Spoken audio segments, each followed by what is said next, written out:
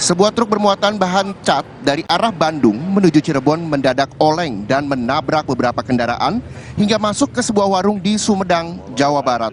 Satu orang tewas di TKP, sementara dua lainnya dibawa ke Rumah Sakit Umum Daerah Kabupaten Sumedang karena mengalami luka.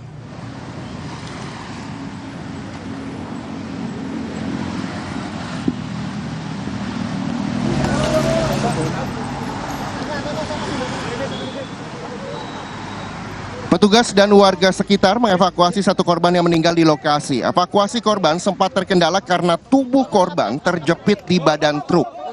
Korban pun dibawa ke Rumah Sakit Umum Daerah Kabupaten Sumedang dan dibawa ke rumah duka di Desa Pandanaan, Kecamatan Paseh, Kabupaten Sumedang untuk dimakamkan.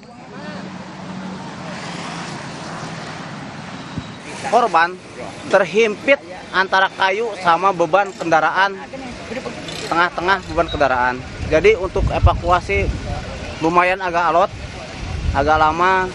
Alhamdulillah berkat bantuan masyarakat Pandanaan umumnya, sekitarnya bantuan dari Damkar, dari BPBD, dari kepolisian, semua pihak yang telah melaksanakan evakuasi, saya ucapkan terima kasih.